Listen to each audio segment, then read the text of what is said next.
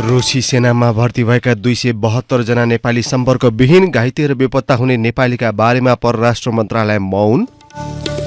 मन्त्री परिषद हेरफेर गर्न प्रधानमन्त्री दाहाललाई गठबन्धनमै सकस। बालकुमारी घटनाको प्रतिवेदन कार्यान्वयन गर्ने समेत चुनौती।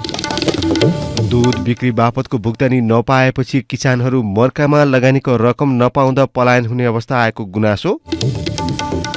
रुस विरुद्धको युद्ध जित्ने युक्रेनका राष्ट्रपति जेलेन्स्कीको दावी। किममा भएको एकता प्रदर्शनमा इटली, बेल्जियम र क्यानाडाका नेताहरूको पनि सहभागिता। र वाफ महिला च्याम्पियनसिप फुटबलमा नेपालद्वारा पालेस्टाइन 4-0 गोल अन्तरले पराजित। जितपछि समूह विजेताका रूपमा सेमिफाइनलमा प्रवेश। नमस्कार, कान्तिपुर डायरीका साथमा असीम र म अनिल। समाचार अब विस्तारमा। अवैध रूपमा रुसी सेनामा भर्ती भई युक्रेनसँगको युद्धमा होमिएका नेपालीहरूको एकिन तथ्याङ्क सरकारसँग छैन। अहिलेसम्म 12 जना नेपालीको मृत्यु भएको औपचारिक जानकारी मात्रै दिएको परराष्ट्र मन्त्रालय त्यहाँ घाइते र बेपत्ता हुने नेपालीका बारेमा भने मौन छ। रुसी सेनामा भर्ती भएका नेपालीका परिवारजनले हालै थालेको पीडित परिवार तथा नागरिक जीवन रक्षाको लागि सचेतना अभियानले भने हालसम्म 272 जना नेपाली लामो समयदेखि परिवारको सम्पर्कमा नआएको दावी गरेको छ। काठमाडौँमा हिजो आयोजित पत्रकार सम्मेलनमा सचेतना अभियानले अहिलेसम्म 272 जना बेपत्ताका परिवार सम्पर्कमा आएको बताएको हो। अभियानमा आबद्ध कृतु भण्डारीले रुसमा भर्ती भएकाको पारिवारिक विवरण सङ्कलन गरिरहनु भएको छ। उहाँकै नेतृत्वमा रुसी सेनामा मारिएका, बेपत्ता, घाइते र उद्धारको पर्खाइमा रहेका पीडितको परिवारले अभियान चलाइरहेका छन्। यो अभियानमा रुसी सेनामा भर्ती भएर लामो समयदेखि बेखबर भएका 272 जनाको परिवार सम्पर्कमा आइसक्नु भएको अभियानकी भण्डारीले बताउनुभयो। त्यसबाहेक पनि हामीले घाइते हुने 116 जनाको परिवार र काजक्रिया गरिसकेको 16 जनाको परिवार गरी 531 जनाको पीडित परिवारको विवरण एकीकृत गरिसकेका छौँ। पत्रकार सम्मेलन मार्फत उहाँले नेपालसँग साइनो सम्बन्ध नै नभएको रुस युक्रेन युद्धमा नेपाली दाजुभाइहरू फस्नु पुगेकोमा चिन्ता व्यक्त गर्नुभयो। रुसी सेना छोड्न चाहनेहरूलाई पनि तुरुन्तै उद्धार गरी फिर्ता ल्याउनुपर्छ। परराष्ट्र मन्त्री एनपी साउदले भने हालसम्म 231 जनाको परिवारले मात्र रुसी सेनामा आफन्त भएको लिखित जानकारी गराएको बताउनुभयो। कान्तिपुरका नयाँ दिल्ली स्थित संवाददातासँगको कुराकानीमा मन्त्री साउदले भन्नुभयो त्यसमध्ये पनि 50-60 जना फर्किसकेको छन्। केही दिवंगत भए बाहिर भनिए जस्तो त्यो संख्या हजारौंमा देखिँदैन।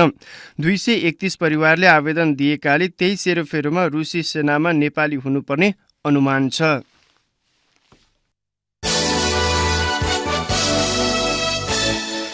बालकुमारी घटनामा छानबिन गर्न सरकारद्वारा गठित छानबिन आयोगले भौतिक तथा यातायात मन्त्री प्रकाश ज्वालासहित 3 जनालाई दोषी ठहर गर्दै गत फागुन 4 मा प्रतिवेदन नै बुझाइसक्यो। तर प्रतिवेदन बुझेको 1 साता बितिसक्दा पनि मन्त्री ज्वालालाई हटाउने वा नहटाउने भन्ने बारेमा प्रधानमन्त्री पुष्पकमल दाहाल अझै खुल्नु भएको छैन।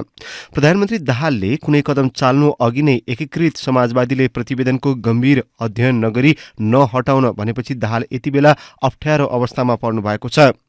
त्यसो त उहाँ गठबन्धनकै अर्को दल कांग्रेसका अर्थमन्त्री प्रकाश शरण महत, स्वास्थ्य तथा जनसङ्ख्या मन्त्री मोहन बस्नेत, उद्योग वाणिज्य तथा आपूर्ति मन्त्री रमेश रिजालको कार्य सम्पादन प्रति पनि सन्तुष्ट नरहेको निकट स्रोत बताउँछ। विभिन्न कालखण्डमा मुछिएका तथा विवादमा तानिएका मन्त्रीलाई हटाएर मन्त्री परिषद हेरफेर गर्न खोजिरहेका दाहाललाई कांग्रेसले पनि रातो बत्ती बालिदिएको छ। कांग्रेस सभापति शेरबहादुर देउवाको असहमतिका कारण प्रधानमन्त्री दाहालले हेरफेर गर्न सक्ने अवस्था छैन। बालुवाटार स्रोतले भन्यो विभिन्न काण्डमा मुछिएका मन्त्रीहरू हटाउने पक्षमा प्रधानमन्त्रीज्यू हुनुहुन्थ्यो। देउवाजीका कारण मन्त्री परिषद हेरफेर हुन सकेको छैन। दाहालसँगको भेटमा देउवाले पार्टीले 2 वर्षका लागि मन्त्री पठाएको भन्दै कसैलाई नचलाउन भन्नुभएको हो। जबकि दाहालले गत पुसमा नै एक सार्वजनिक कार्यक्रमबाटै मन्त्री परिषद हेरफेर गर्ने बताउनु भएको थियो। तर त्यसमा त्यतिबेला कांग्रेसका कारण ब्रेक लागेको बताइन्छ। पछिल्लो पटक मन्त्री ज्वालाको सवालमा गठबन्धनकै अर्को दल एकीकृत समाजवादी पनि मन्त्री हटाउने सवालमा दाहालको विरुद्धमा देखिएको छ। मुख्य प्रतिपक्षी दल एमाले लगायतले भने मन्त्री ज्वालालाई बर्खास्त गर्न माग गर्दै संसद अवरुद्ध गरेपछि दाहाल चर्को दबावमा हुनुहुन्छ। यस्तो अवस्थामा विवादित मन्त्री ज्वाला स्वयंले नै राजीनामा दिएर मार्ग प्रशस्त गरिदिनु उपयुक्त हुने चाहना दाहालले राखेको बालुवाटार स्रोतको भनाइ छ। समाजवादीको बिहिबारको केन्द्रीय सचिवालय बैठकले बालकुमारी घटनामा आयोगले दिएको प्रतिवेदन मन्त्री परिषद बैठकमा छलफल गरेपछि मात्रै मन्त्री ज्वालाबारे निर्णय गर्ने निष्कर्ष निकालेको थियो। प्रधानमन्त्रीका प्रेस सल्लाहकार गोविन्द आचार्यले आयोगले दिएको प्रतिवेदन अध्ययनकै क्रममा रहेको बताउनुभयो। त्यस्तै उपप्रधान एवं गृहमन्त्री नारायण काजी श्रेष्ठले वर्तमान गठबन्धन र सरकारको आयु नेपाली कांग्रेसको निर्णयमा भर पर्ने बताउनु भएको छ। सप्तरीको खडक नगरपालिका स्थित बिसनपुरमा हिजो सञ्चारकर्मीसँग कुराकानी गर्दै गृहमन्त्री श्रेष्ठले गठबन्धन र सरकारको भविष्य कांग्रेसको निर्णयमा निर्भर हुने बताउनु भएको हो। प्रमुख प्रतिपक्षी दलले मन्त्रीहरूको राजीनामा माग गरिरहेको सन्दर्भमा सोधिएको प्रश्नमा गृहमन्त्री श्रेष्ठले राजीनामा माग्ने विपक्षीको धर्म भएको टिप्पणी गर्नुभयो। अर्को प्रसङ्गमा गृहमन्त्री श्रेष्ठले मिटर ब्याज पीडितको समस्या समाधान गर्न सरकार गम्भीरतापूर्वक लागिरहेको दावी गर्नुभयो।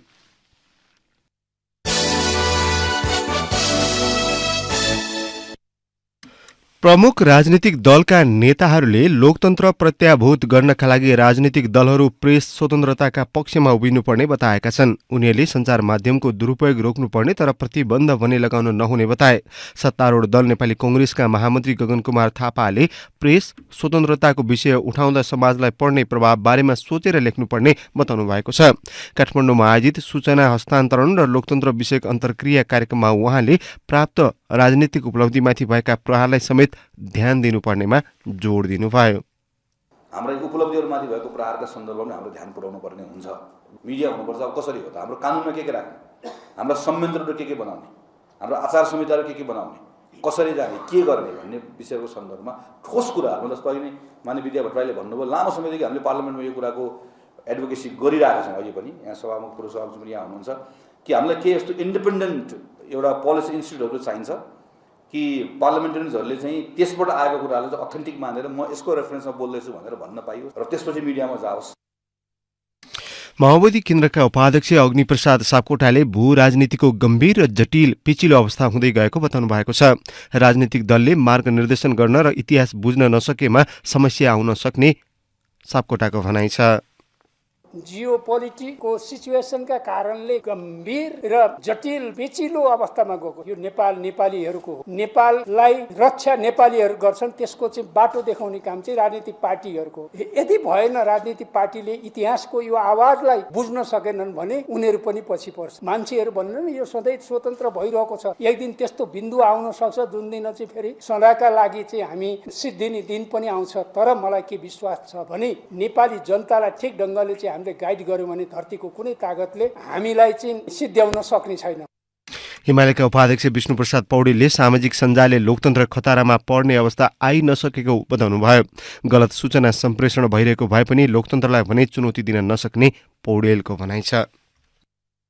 सोसल मिडियाले लोकतन्त्रमा खतरा ल्यायो भन्ने कुरासँग म त्यति धेरै सहमत छैन। जरुर यसले चाहिँ यहाँले भने जस्तै कम्युनिकेसनको कुरा गरिरहेछ, गलत सूचना सम्प्रेषण भइरहेको छ, सोसाइटीलाई गलत ढङ्गले मिसलिड गर्ने कोसिस पनि गरिरहेको छ। तर लोकतन्त्रको लाई चुनौती दिन सक्ने तहमा यो अहिले आइसक्यो भन्ने पनि मलाई लाग्दैन र लोकतन्त्रलाई चुनौती दिन सक्छ जस्तो पनि लाग्दैन हाम्रो कन्टेस्टमा। यद्यपि यसका नकारात्मक प्रभावहरूको बारेमा हामीले चाहिँ छलफल गर्नुपर्छ र त्यसबाट हामीले हाम्रो सोसाइटीलाई जोगाउने कोसिस गर्नुपर्छ भन्ने म ठान्दछु। कान्तिपुर डायरीमा अब ब्रेकको पालो। ब्रेकपछि कान्तिपुर डायरीमा अब कान्तिपुर सविस्तार। कान्तिपुर सविस्तार। दूध बिक्री बापतको भुक्तानी नपाएपछि दूध उत्पादक किसान मर्कामा परेका छन्। दुग्धजन्य पदार्थ बिक्री हुन नसकेको भन्दै व्यवसायीले किसानलाई करिब 5 महिना यता दूधको भुक्तानी गरेका छैनन्। भुक्तानी बापतको त्यस्तो रकम देशभर गरी अर्बभन्दा बढी पुगेको बताइएको छ। एकातिर सरकारले निर्धारण गरेको मूल्यभन्दा कममा किसानले दूध बिक्री गर्नुपर्ने बाध्यता छ भने अर्कोतर्फ उपभोक्ता बढी मूल्यमा खरिद गर्न विवश छन्। लामो समयदेखि अर्बौं रुपैयाँ भुक्तानी नपाएपछि किसानहरू पलायन हुने अवस्थामा पुगेका हुन्। चितवन जिल्ला दुग्ध उत्पादक सहकारी संस्थाका अनुसार गत साउन यता किसानले दुधको भुक्तानी पाउन सकेका छैनन्। दुध बिक्री हुन गाह्रो भएको र बिक्री भएको दुधको पनि लामो समयदेखि पैसा नपाएको विरोधमा गत आइतबार चितवनका दुग्ध उत्पादक किसानले सडकमा दुध पोखेर विरोध जनाए। शुक्रबार पश्चिम नवलपरासीका 100 भन्दा बढी किसानले पनि 500 लिटर दुध सडकमा पोखेर विरोध जनाए। यो त प्रतिनिधि घटना मात्र हो। तनहुँको ब्यास नगरपालिका 5 का हिरा सापकोटाले गत कार्तिकदेखि दुध बिक्री गरे बापतको पैसा पाएका छैनन्। उनीसँगै अन्य किसानले तनहुँ जिल्ला दुग्ध उत्पादक सहकारी संघलाई दुध बिक्री गर्दै आएका थिए। संघले किसानले ल्याएको दुध संकलन गरी पोखराको सुजल डेरी प्रणालीलाई दिँदै आएको तर कार्तिकदेखिको भुक्तानी नदिएकाले आफूहरू समस्यामा भएको उनले गुनासो पोखे। उधारोमा दुध बिक्री गर्नुपर्ने बाध्यताका कारण गाई वस्तुलाई खुवाउने दाना लगायत गर्जो टार्न समेत समस्या भएको लक्ष्मी पूजा गाई फार्मका सञ्चालक सापकोटा बताउँछन्। तनहुँ जिल्ला दुग्ध उत्पादक सहकारी संघलाई हामीले यहाँबाट दुध दिन्छौँ संस्थाबाट। उहाँहरूले चाहिँ अब यहाँ खपत भएको अलिअलि खपत हुन्छ र बाँकी दुध चाहिँ सुजललाई दिनुहुन्छ, पोखरा सुजल कम्पनीलाई। र अब त्यताबाट आएको छैन भन्नुभएको छ। अब हाम्रो चाहिँ लगभग 7वटा भुक्तानी मङ्सिर पुरै मङ्सिरको हाम्रो 15 दिनको भुक्तानी हुन्छ। मङ्सिर अनि पौष अनि माघ अब फागुन पनि आज 11 गइसक्यो। अहिलेसम्मको करिब 7वटा भुक्तानी हुन लाग्छ र आएको छैन। धेरै गाह्रो छ। सम्बन्धित निकायहरूमा हामीले यो कुराहरू पनि अब उठाउँदै गरेका पनि छौँ। अब किसानको खासै सुनवाई हुँदैन। दुधको उत्पादन बढेको तर खपत वृद्धि हुन नसकेकाले समस्या झेल्न बाध्य रहेको गुनासो दुध उत्पादक किसानहरूको छ। गत वर्ष फागुनमै मन्त्री परिषदको निर्णय मार्फत दुधमा प्रति लिटर न्यूनतम 10 रुपैयाँ मूल्य बढाइएको थियो। किसानबाट खरिद गरिएको प्रति लिटर 65 रुपैयाँको दुध उपभोक्तासम्म आइपुग्दा 100 रुपैयाँ भन्दा बढी पर्छ। व्यवसायीहरूले भने सोचे जस्तो दुध खपत नहुनु र मौजदात धेरै हुँदा समस्या भएको तर्क गर्दै आएका छन्। नेपाल डेरी एसोसिएसनका अध्यक्ष प्रहलाद दाहालले आफूहरूले किसानको बक्यौता नराखेको दावी गर्छन्। 4-5 कारणहरू एकैचोटि मिक्सअप भयो। जस्तै उदाहरणको लागि हारबन्दी भयो, विदेशी क्रम अत्याधिक धेरै भयो होइन, खाने मान्छेहरूको कमी भयो, त्यसपछि सहरबाट गाउँमा जाने क्रम बढी भयो, मूल्य पनि यही बेलामा वृद्धि भयो, त्यसपछि इन्डियाको दुध चाहिँ हाम्रो भन्दा सस्तो भयो, उताबाट यतातिर आयात भयो, त्यसपछि धेरै कुराहरू मिक्सअप एकैचोटि हुनाले हाम्रो जुन दुधको उत्पादन छ त्यो उत्पादन भन्दा खपत कम भयो। त्यसले गर्दाखेरि अप्ठ्यारो भएर यो अलिकति समस्या आयो। किसानको दुध चाहिँ यतातिर उपभोग नभए पनि सबै उठाएर झुलो दुध बनायो, पाउडर दुध पनि बनायौँ। बनाउँदा यस्तो धेरै भयो कि त्यो हाम्रो चालु पुँजी जति सबै त्यही गएर स्टक भयो। स्टक भइसकेपछि हामीले त्यसलाई चाहिँ रेगुलर बेसमा जुन सिस्टम हुन्थ्यो त्यो ब्रेक भएर हामीले किसानको पेमेन्ट बिस्तारै केही रहन थाल्यो। सरकारी तथ्याङ्क अनुसार नेपालमा वार्षिक 25,70,000 मेट्रिक टन दुध उत्पादन हुन्छ। दैनिक रूपमा 65 देखि 70 लाख लिटर दुध उत्पादन हुने र त्यसको 17% औपचारिक क्षेत्रमा, 33% अनौपचारिक क्षेत्र र बाँकी 50% घरेलु प्रयोजनका लागि प्रयोग हुन्छ। दुधजन्य उद्योग तथा व्यवसायीले प्रशोधित दुधबाट बन्ने बटर, दुध पाउडर, घिउ, पनिर लगायत वस्तु बिक्री नभएको भन्दै किसानलाई भुक्तानी दिन नसकेको बताएका छन्। तर किसानले पाउनुपर्ने रकम कति छ भन्ने वास्तविक तथ्याङ्क सरकारी निकाय र उद्योगीसँग पनि छैन।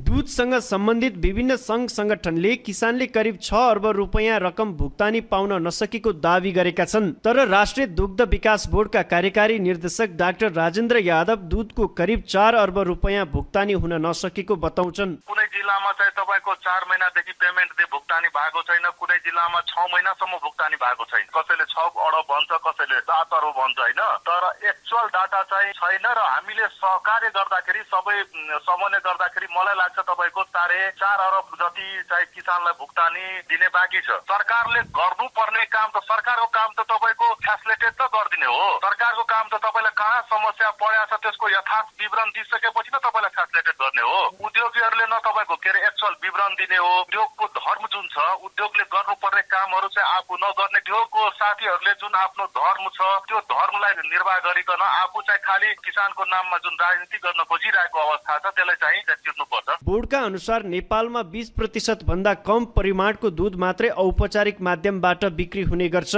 धेरैजसो डेरी उद्योगले आफू खुसी मूल्यका आधारमा आफ्नै सञ्जालका किसानबाट दूध खरिद गर्ने गर्छन्। हाल धुलो दूध 5000 मेट्रिक टन र बटर 8000 मेट्रिक टन मौजदात रहेको बोर्डको तथ्याङ्क छ।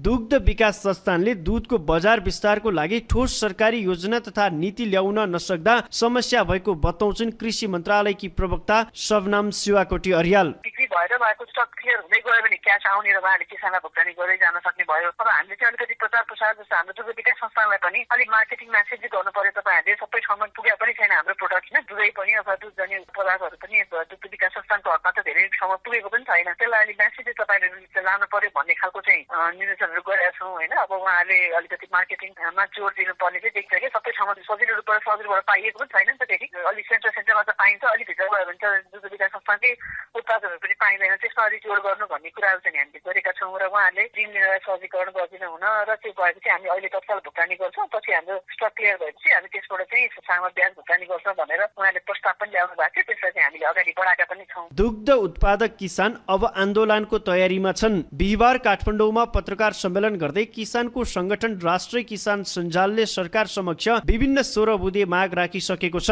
दूधको बक्यौता रकम तत्काल भुक्तानी गर्न, किसानले उत्पादन गरेको दूध खरिद गर्ने व्यवस्था मिलाउन, भारतबाट भइरहेको भनिएको दूध र दुग्धजन्य पदार्थको आयात बन्द गर्न सम्बद्ध निकायले पहल थाले पनि ठोस परिणाम भने निस्किएको छैन, जसको परिणाम भोग्न दुग्ध उत्पादक किसानहरू बाध्य छन्। रेडियो कान्तिपुरका लागि सूरज राजथलाको साथमा असीम सापकोटा। कान्तिपुर सविस्तार।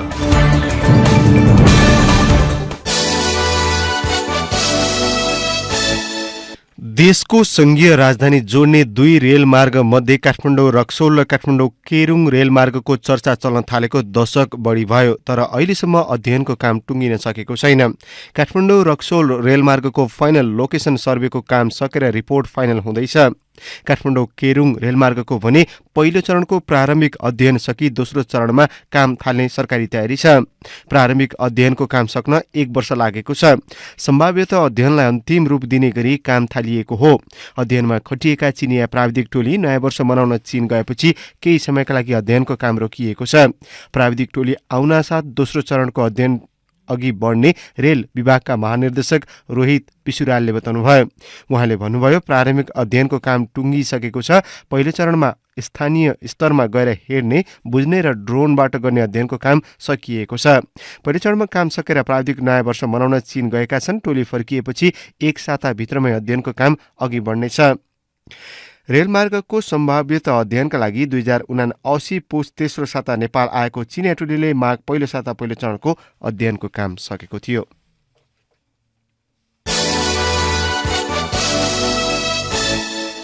सुनकोशी मरिट डाइभर्सन बहुद्देश्य आयोजना निर्माणमा 12 अर्ब हाराहारी खर्च भएको छ। आयोजना निर्माणमा 11 अर्ब 91 करोड 19 लाख खर्च भएको हो। आयोजनाको कुल लागत 49 अर्ब 42 करोड 31 लाख छ। सुरुङ निर्माण, सुनकोशी नदीमा हेडबक्सको काम, सामाजिक काम र घर तथा जग्गा अधिग्रहणमा यति रकम खर्च भएको आयोजनाले जनाएको छ। भौतिक कार्यतर्फ प्रगति 26.38% र वित्तीय 24.10% छ।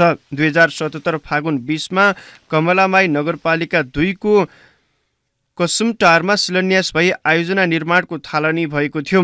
त्यसको 1.5 वर्षपछि 2079 असोज 28बाट सुरुङ निर्माणको काम सुरु भएको हो। सुरुङ निर्माणको 80% काम सकिएको छ भने हेडबक्सतर्फ सुनकोशीमा बाँध निर्माणको काम यसै वर्षबाट सुरु भएको छ।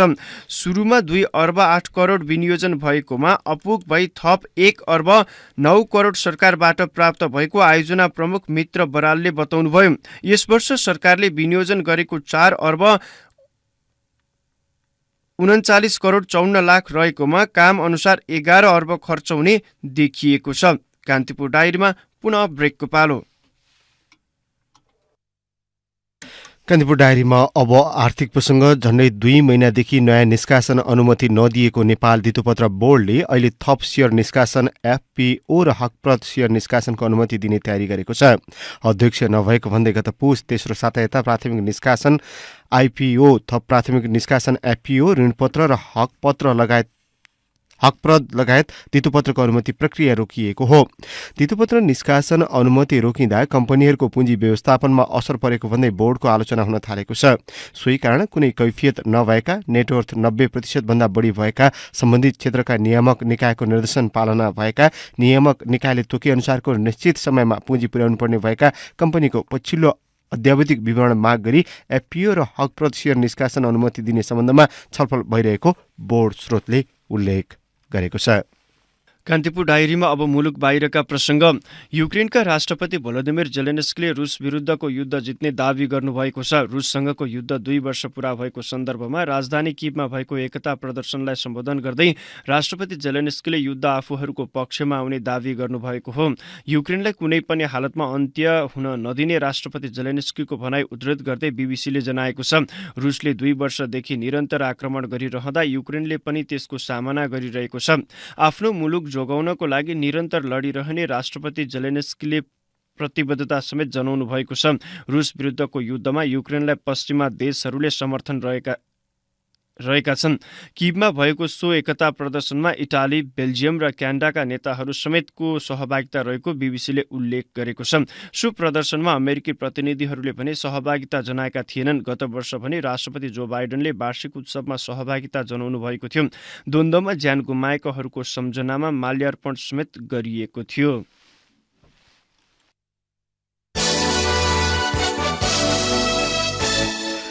कान्तिपुर डायरीमा अब खेल प्रसङ्ग। नेपाल वाफ महिला च्याम्पियनसिप फुटबलमा समूह विजेता बन्दै सेमिफाइनलमा प्रवेश गरेको छ। समूह चरणको अन्तिम खेलमा गैरेती पालेस्टाइनलाई 4-0 गोल अन्तरमा पराजित गरेपछि नेपाल समूह विजेता बनेको हो। नेपाल 3 खेलबाट 9 अङ्क जोड्दै शीर्ष स्थानमा रह्यो। पालेस्टाइन विरुद्ध नेपालको जितमा सावित्रा भण्डारीले 2 तथा रेखा पौडेल र गीता राणाले 1-1 गोल गरे। नेपालले सेमिफाइनलमा समूह A को उपविजेता लेबनानसँग प्रतिस्पर्धा गर्नेछ। अर्को सेमिफाइनलमा समूह A को विजेता जोर्डन र पालेस्टाइन बीच प्रतिस्पर्धा हुनेछ।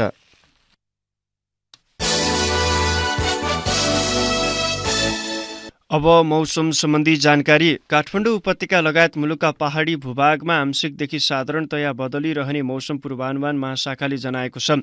गण्डकी कर्णाली प्रदेशका उच्च पहाडी भूभागका केही स्थानहरूमा हल्का हिमपातको सम्भावना रहेको हो।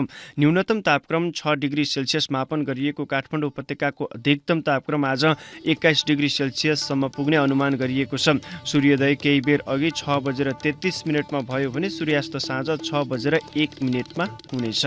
हवस् त, प्रसङ्गसहित कान्तिपुर डायरीको यो बुलेटिन अहिलेलाई यहीँ सकिन्छ। साथी असीम र म अनिल बिदा माग्छौँ। नमस्कार।